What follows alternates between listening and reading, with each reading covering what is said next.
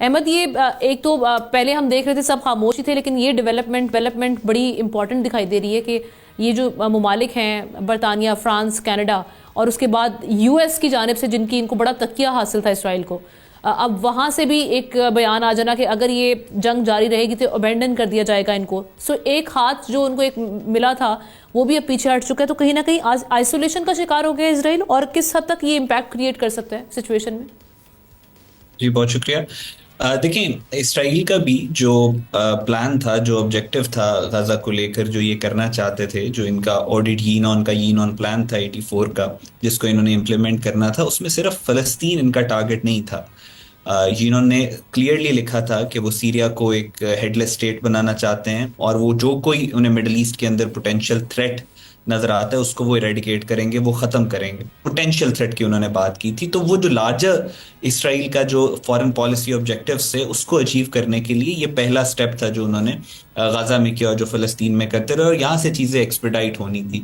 लेकिन यहाँ पे बड़े अनएक्सपेक्टेड रिजल्ट्स रहे इसराइल के लिए। वो ये एक्सपेक्ट नहीं कर रहे थे कि पूरी दुनिया की जो मीडिया है और पूरी दुनिया की जो वॉर मशीन है उसके के बावजूद ये गजा के मुसलमानों को subdue, they were not expecting कि वो इस तरीके की वहां से रेजिस्टेंस आएगी।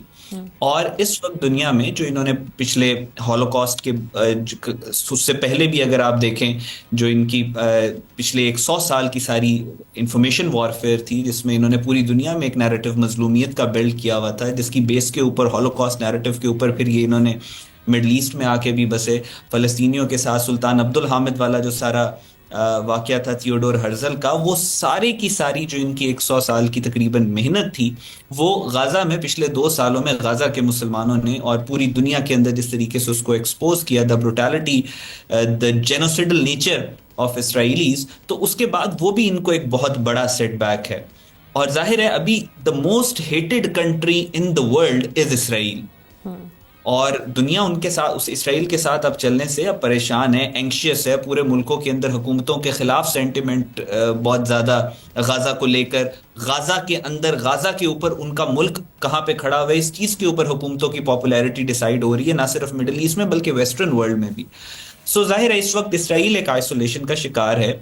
लेकिन जो क्राइसिस एट हैंड है वो ये है कि जो उस छोटे से इलाके में, जहाँ पे अगर आप क्वांटिटी के हिसाब से देखें, जितना असलहा इस्तेमाल, जिस तरह के बॉम्ब्स वहां पे ब्लास्ट हुए हैं, तो ऐसी है कि तकरीबन 4 न्यूक्लियर बॉम्ब्स के बराबर उस छोटे से शहर, बिल्कुल। जो छोटे से इलाके के गाजा के अंदर वो हुए हैं। वहां पे इमदाद की इस वक्त जरूरत है, ह्यूमैनिटेरियन एड की जरूरत है। पूरी दुनिया इस बात को, कि यूएन का, यूनाइटेड नेशन के सेक्रेटरी जनरल इस बात को कह चुके हैं, दुनिया की सारी powers, Russia, China, even America, हर मुल्क ये कह रहा है कि यहाँ पे एड पहुंचनी चाहिए। और इसमें पाकिस्तान एक बहुत इंपॉर्टेंट रोल प्ले कर सकता है, क्योंकि एड का जो सबसे खास रास्ता होके गुजरता है वो इजिप्ट से होके गुजरता है, और सही। पाकिस्तान इजिप्ट के ऊपर बहुत ज्यादा लिवरेज है, और हम यहाँ पे एक प्रॉपर सप्लाई लाइन गाजा के मुसलमानों के लिए खोल सकते और हैं अभी जो इजिप्ट ट्रम्प के। की धमकी है उसके बाद ये इसराइल रुकेगा?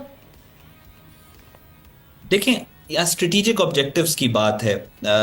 इस वक्त काफी चीजें फ्लूइड हैं। ट्रम्प ने आने के बाद ये कहा था कि ट्रम्प के जब इलेक्शन की कैंपेन चल रही थी, तो उसमें उन्होंने, डोनाल्ड ट्रम्प ने कहा था कि वो आने के बाद यूक्रेन रशिया की जंग जो है वो रुकवाएंगे। और फिर उन्होंने उस वक्त भी यहाँ पे ये जो गाजा और फलस्तीन की जंग के बारे में भी कुछ स्टेटमेंट्स दी थी, उम्मीद कुछ दिलवाई क्लियर थी। कट, हाँ जी, उम्मीद दिलवाई थी, कुछ क्लियर कट स्टेटमेंट्स नहीं थी।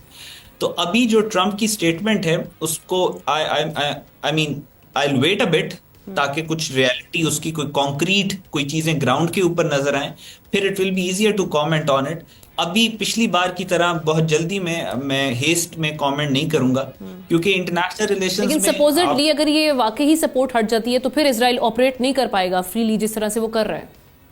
जी, अगर अमेरिका की 100% जो सपोर्ट है वो हट जाएगी इसराइल से, तो Israel, practically Israel can not exist. मैं आपको कॉन्फिडेंटली ये बात बता रहा हूं। ठीक। सबसे बड़ा जो इसराइल का डोनर है वो अमेरिका है। अमेरिका के बजट का मेजर पोर्शन इस पिछले, जब से इसराइल बना है तब से इनके जो असलहा है और इसराइल को बचाने के लिए और इसराइल के फॉरेन पॉलिसी ऑब्जेक्टिव्स को अचीव करके देने के लिए जो अमेरिका ने जंगें लड़ी हैं, ज्यादातर तो अमेरिका का बजट उसी तरफ एलोकेट हो रहा है। सो अगर अमेरिका हाथ खींच लेता है इसराइल से, तो इसराइल का सर्वाइवल मुश्किल हो जाएगा, लेट अलोन के वो जो फलस्तीन के गाजा के मुसलमानों पे जेनोसाइड कर रहा है, वो तो वो है ही है, लेकिन इसका सर्वाइवल मुश्किल हो जाएगा अगर अमेरिका अच्छी नीयत के साथ 100% अपनी सपोर्ट खींच ले इसराइल से।